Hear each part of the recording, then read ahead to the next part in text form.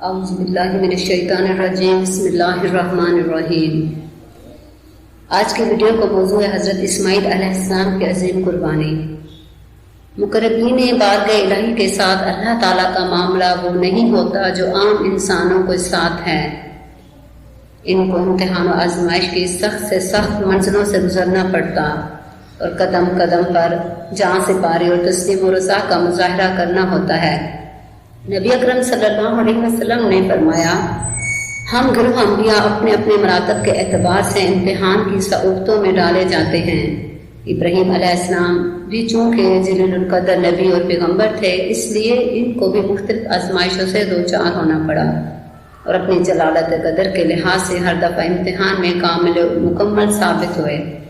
جب ان کو آگ میں ڈالا گیا تو اس وقت جس صبر اور قضاء الہی کا انہوں نے ثبوت دیا اور جس عزم و استقامت کو پیش کیا وہ انہی کا حصہ تھا۔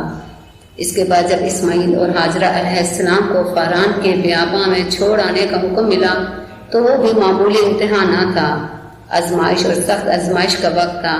بڑھاپے اور پیری کی تمناؤں کے مرکز، راتوں اور دنوں کی دعاؤں کے ثمر اور گھر کے چشم و چراغ اسماعیل علیہ السلام کو صرف حکم الہی کی تعمیل اور انتشار میں ایک بے آب و گیا جنگل میں چھوڑتے ہیں اور پیچھے مڑ کر بھی اس کی طرف نہیں دیکھتے کہ کہیں ایسا نہ ہو کہ شفقت بدری جوش میں آ جائے اور انتشال امر الہی میں کوئی لغزش ہو جائے۔ ان دونوں کٹھن منزلوں کو عبور کرنے کے بعد اب ایک تیسرے امتحان کی تیاری ہے جو پہلے دونوں سے بھی زیادہ صحرا گداز اور جان گسر امتحان ہے۔ حضرت ابراہیم علیہ السلام 3 شب مسلسل خواب میں دیکھتے ہیں کہ اللہ تعالیٰ فرماتا ہے، اے ابراہیم، تو ہماری راہ میں اپنے اکلوتے بیٹے کی قربانی کرے گا۔ اگر اللہ نے چاہا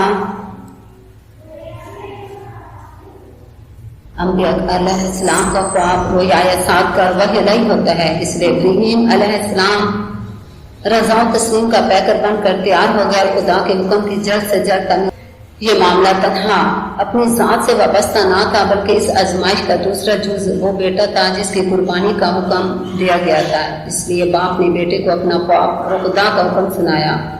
بیٹا ابراہیم جیسے مجدد انبیاء اور رسول کا بیٹا تھا، فوراً سر تسلیم خم کر دیا اور کہنے لگا کہ اگر خدا کی یہی مرضی ہے تو انشاءاللہ آپ مجھ کو صابر پائیں گے۔ اس گفتگو کے بعد باپ بیٹے اپنی قربانی پیش کرنے کے لیے جنگل روانہ ہو گئے۔ باپ نے بیٹے کی مرضی پاج کر دکھلایا، بے شک یہ بہت سخت اور کٹھن آزمائش تھی۔ علیہ السلام نے پیچھے مڑ کر دیکھا تو جھاڑی کے قریب ایک مینڈا کھڑا ہے۔ حضرت ابراہیم علیہ السلام نے خدا کا شکر کیا اور اس مینڈے کو ذبح کر دیا۔ یہی وہ قربانی ہے جو اللہ تعالیٰ کی بارگاہ میں ایسی مقبول ہوئی کہ بطور یادگار کے ہمیشہ کے لیے ملت ابراہیمی کو شعار قرار پائی، اور آج بھی ذی الحجہ کی 10ویں تاریخ کو تمام دنیا اسلام میں یہ شعار اسی طرح منایا جاتا ہے۔